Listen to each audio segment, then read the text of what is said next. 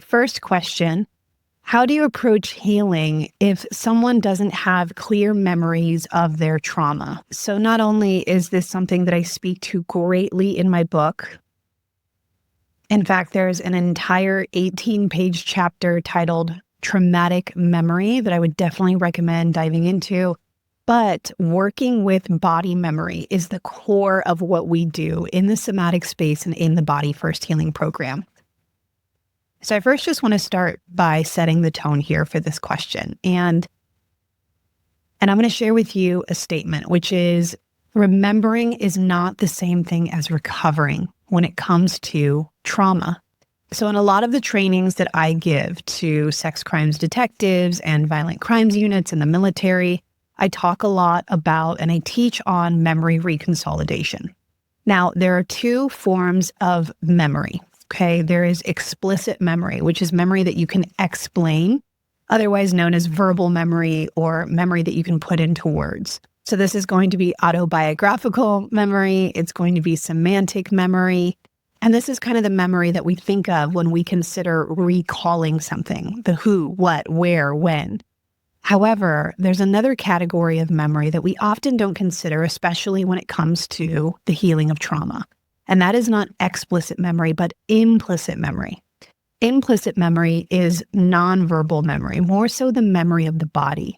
This can fall into subcategories such as muscle memory, emotional memory, sensory memory, autonomic or nervous system memory, and procedural memory. Now, procedural memory is the habitual way of doing things that you don't consciously think of.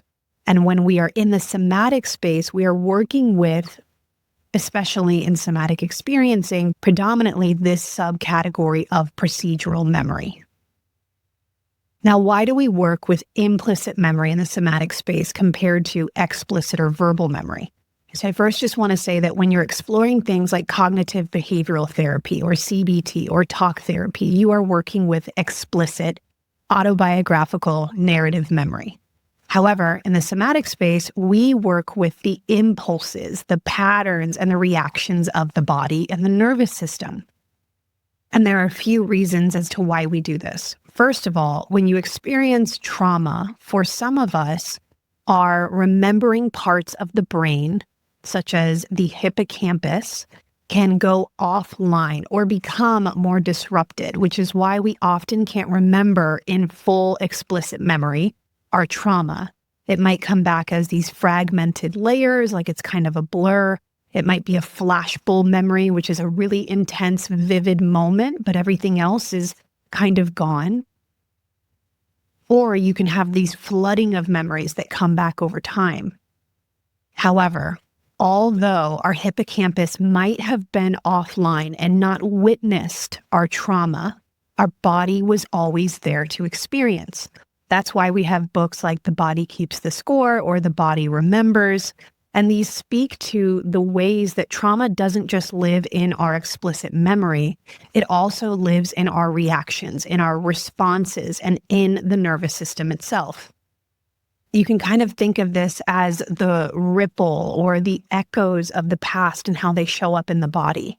So they can show up in your posture, the way that your shoulders crouch forward because you were taught to stay small, the way that your body subconsciously becomes red and puffed up and inflated when someone ignores you and you resort to rage and anger, the way that you feel fidgety and buzzy and like you want to run away when you feel like you're in trouble, or the way that the body shuts down or the posture collapses or you dissociate or become numb at the first sign of conflict.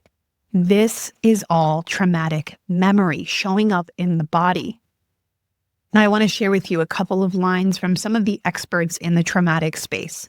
So in the book, The Body Keeps the Score, the author, Dr. Bessel van der Kolk, who is a pioneer in trauma resolution work, he is a neuroscientist. He states trauma doesn't come back as a story, it comes back as a reaction. So again, it's less about the explicit memory and more about how trauma shows up in the body.